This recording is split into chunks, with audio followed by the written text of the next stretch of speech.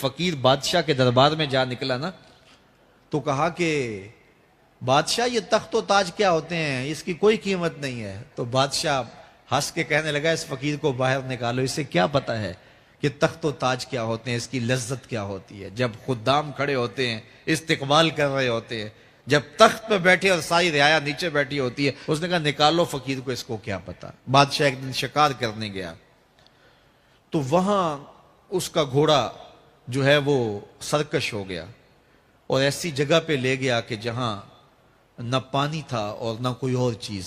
بادشاہ وہاں ہانپ رہا ہے کہ وہی فقیر مشکیزہ ڈالے ہوئے گزرا اور آواز دے رہا ہے پانی لے لو، پانی لے لو۔ بادشاہ کی تو موت واقع ہونے والی تھی، آخری ہچکیاں تھی، تو اس نے آواز دی پانی۔ تو اس فقیر نے کہا کہ ہاں تمہارے پاس ہے کوئی قیمت پانی دینے کی؟ اس نے کہا میں بادشاہ ہوں اس ملک کا۔ اس نے کہا ہوتے ہوگے، مجھے غرض نہیں ہے، میں تو بیچتا ہوں پانی۔ اس نے کہا بابا میں بادشاہ ہوں، جو مانگو گے میں دوں گا، مجھے پانی دو، میں مر رہا ہوں۔ اس فقیر نے کہا آدھی حکومت لگے گی۔ اس نے کہا آدھی لے لینا، مجھے پانی تو دو، کیونکہ مر گیا تو ساری جائے گی۔ اس نے پانی کا گھونٹ دیا، پیاس کی شدت تھی، جب پانی کا کٹورا اس نے منہ سے لگایا تو پانی حلق میں اٹک گیا۔ اب پھر دوبارہ مصیبت بن گئی تو اس فقیر نے کہا کہ میں حکیم بھی ہوں، اگر کہو تو تمہارا علاج کر دوں۔ اس نے کہا ضرور کرو، لیکن اس نے کہا میں یوں ہی نہیں کروں گا، آدھی باقی حکومت بھی لگے گی، وہ بھی لکھ دو۔ اس نے چمڑے کے اوپر لکھوا لیا، ساری حکومت لکھوا لی اور اس نے اس کا علاج کیا فوری۔ جو اس کے پاس ٹوٹکا ٹونا تھا تو اس کا پانی حلق سے نیچے اتر گیا۔ بادشاہ گھوڑے پہ بیٹھا واپس آیا، وقت گزر گیا، عرصہ بیت گیا۔ بادشاہ پھر تخت پہ بیٹھا تھا، وہی فقیر بھیس بدل کے دوبارہ آ گیا۔ پھر اس نے نصیحت کی کہ آخرت کو یاد کرو، یہ دنیا کچھ نہیں ہے، 4 دن کی کہانی ہے۔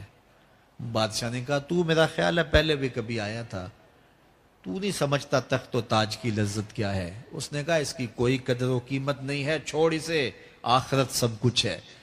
تو اس نے کہا نکالو اس فقیر بابے کو، یہ اس دن بھی آیا تھا تو آج پھر آ گیا ہے، اپنی راہ لے بابا۔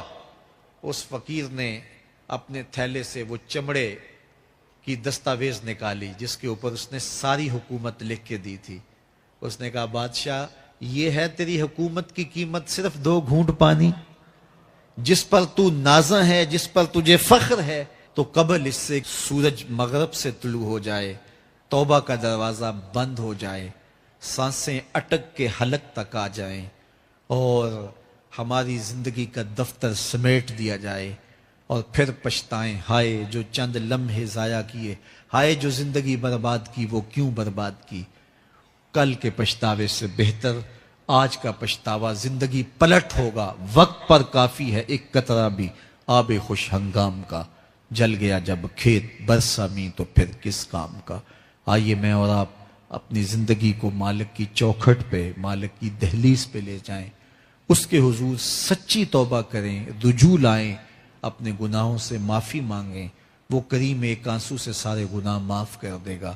اپنی آخرت کی تیاری کریں، کاروبار دنیا بھی کریں، لیکن اصل ہماری زندگی آخرت کی زندگی ہے۔ صحابہ کو خندق کھودتے دیکھا تو پیار آیا تو یہی کہا اللہم ان العیش عیش الآخرہ، اے اللہ زندگی تو آخرت کی زندگی ہے، فاغفر للانصار والمہاجرہ، میرے انصار کو بھی بخش دے، میرے مہاجروں کو بھی بخش دے۔ تو اللہ تعالی ہم سب کی مغفرت فرمائے۔